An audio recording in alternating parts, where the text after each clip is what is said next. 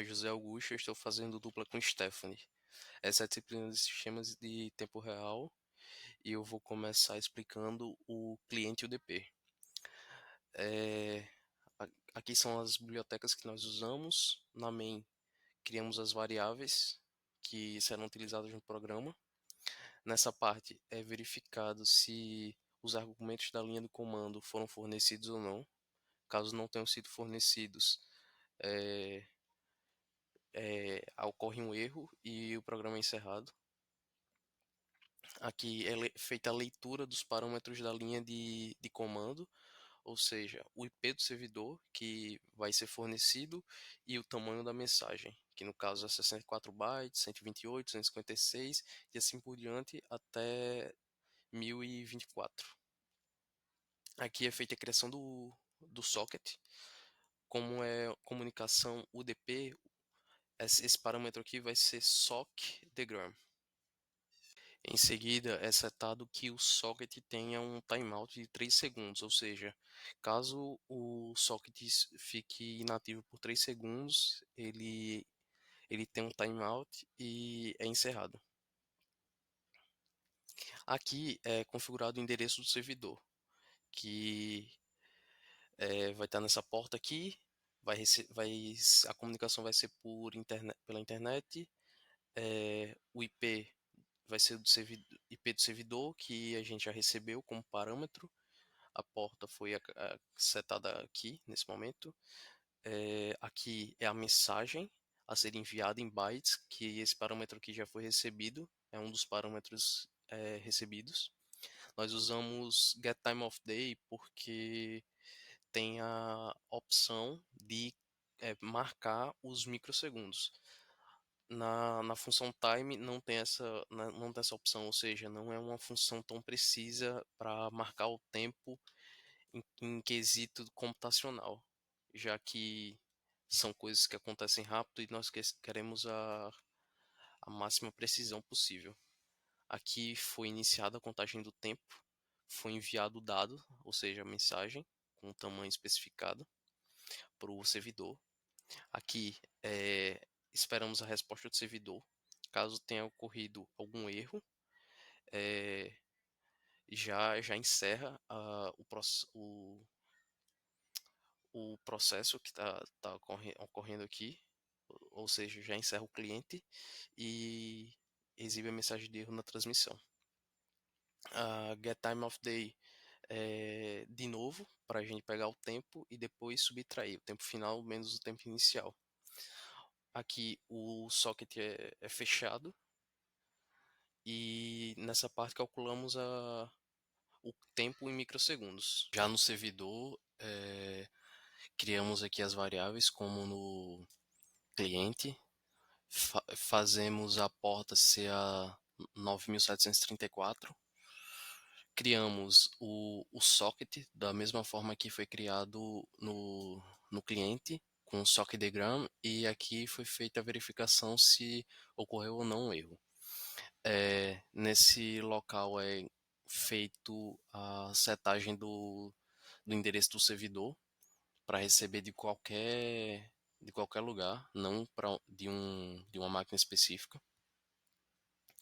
Aqui é feita a conexão entre o socket e o endereço do servidor por meio do bind, e é feita a testagem se houve ou não erro.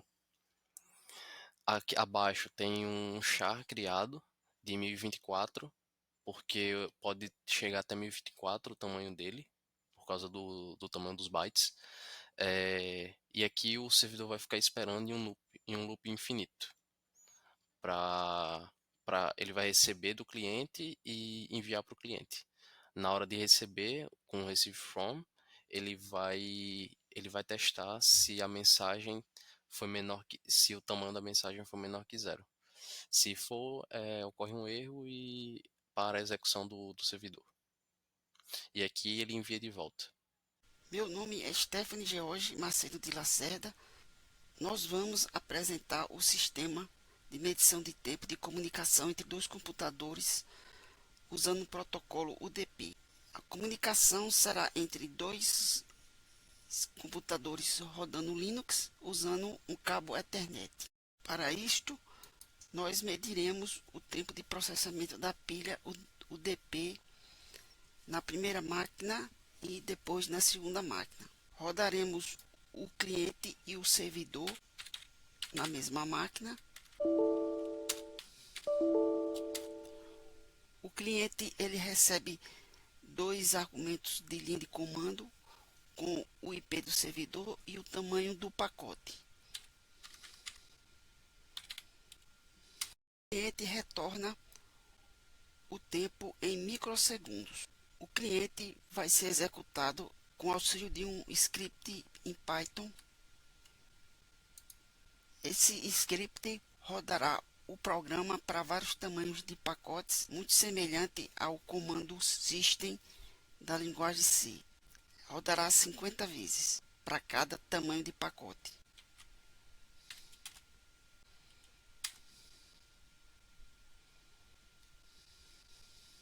O resultado é gravado no arquivo para posterior processamento.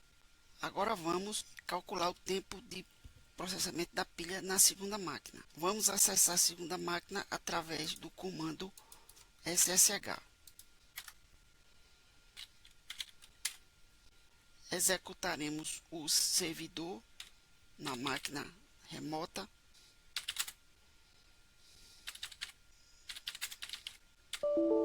E do mesmo modo executaremos o script Python que vai rodar o cliente. Agora voltaremos para a máquina local, deixando o servidor na máquina remota rodando. Copiaremos o arquivo que foi gerado na máquina remota. E agora rodaremos o mesmo cliente que ele vai acessar a máquina remota.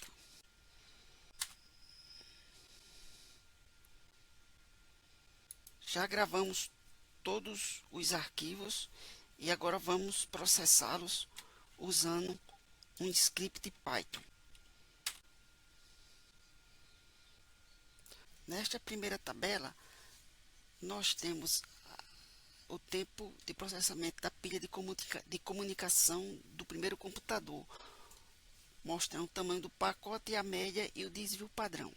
Na segunda tabela, temos o tempo de pilha de comunicação do segundo computador.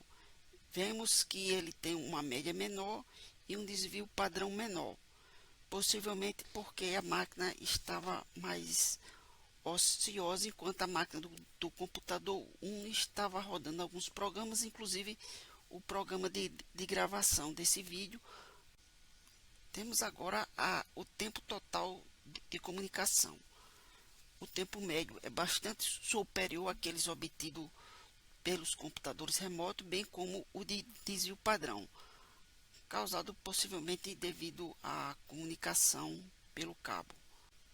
Na tabela seguinte temos o tempo de comunicação, subtraindo o tempo total dos tempos de processamento das pilhas da máquina 1 e 2. O tempo é superior ao tempo das máquinas 1 e 2. Na tabela final temos a razão entre o tempo de processamento da pilha pelo tempo total. Vemos que o tempo de processamento das pilhas ocupou cerca de 40% e vai decrescendo até 30% quando os pacotes vão aumentar.